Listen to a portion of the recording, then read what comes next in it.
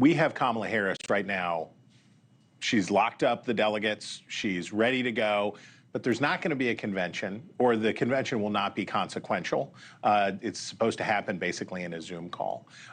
There are anti-war Democrats who are unhappy about this and think that they're basically getting jammed in this fashion.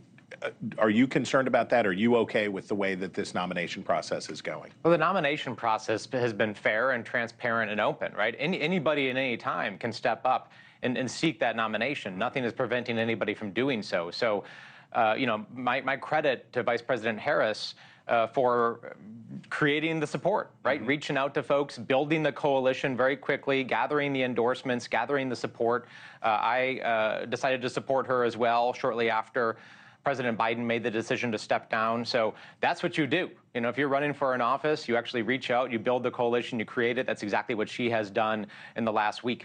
But just to be clear, the virtual nominating thing, I'm kind of stuck on it. It seems odd to do.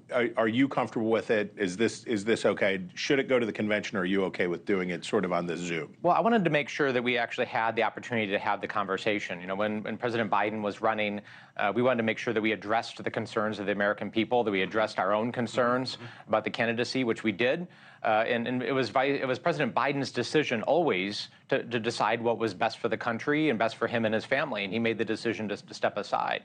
So wanted to make sure, A, we had the time to have that conversation, and B, we are actually following the rules, which we are, and C, we're doing this in a way that sets us up to have ballot access. So all along, the issue that was driving this timeline was access to the ballot in Ohio, which, because of a weird peculiarity in Ohio law, required that we back that process up and actually nominate before to ensure that access to the ballot in that state. Okay, we saw a preview of how Republicans plan to attack your party's presumptive nominee. Let's take a look at that. Nonpartisan GovTrack has rated you as the most liberal senator. I am prepared to get rid of the filibuster to pass a Green New Deal. There's no question I'm in favor of banning fracking. Would you ban offshore drilling? Yes. So when then Senator Harris was running for the Democratic nomination in 2020, she went left, right? She went out to Medicare for All and Green New Deal and all of that stuff. Do you think she is a more moderate candidate now than she was then? Do you think she's a different kind of candidate than she was in 2020? You know what I don't like in this era of politics right now is this labeling, right? Okay. These labels that actually don't really hold very much meaning anymore. Like, what does even conservative mean anymore in the Republican Party? What does liberal mean anymore? What I do is I focus on the personality. I focus on the character and the leadership of the individual person and what type of approach they take to governing. Are they a pragmatist? Are they somebody who's actually willing to compromise and build coalitions to get things done? Because in closely divided government, you have to be willing to do that. And she has a track record and history of doing that, actually figuring out what is that path to getting sensible things passed. So that is what Kamala Harris is about.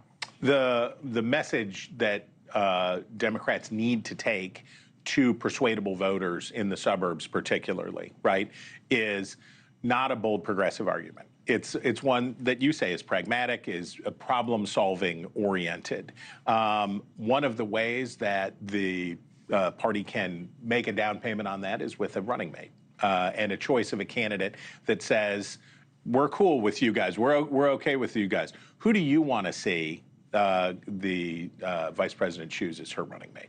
Well, I'm not going to weigh in. I'm okay. I'm not going to name names as you all always try to say. But first of all, I want to make something really clear that Vice President Harris herself is a phenomenal candidate, right? She can run and win and become the president and govern this country, period.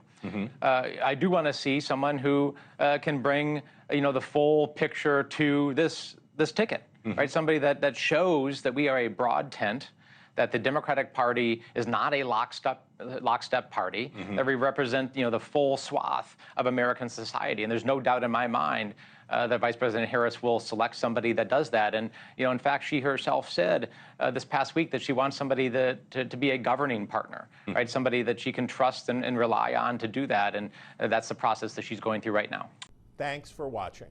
Go to joinnn.com to find NewsNation on your television provider. And don't forget to click the red subscribe button below to get more of NewsNation's fact-driven, unbiased coverage.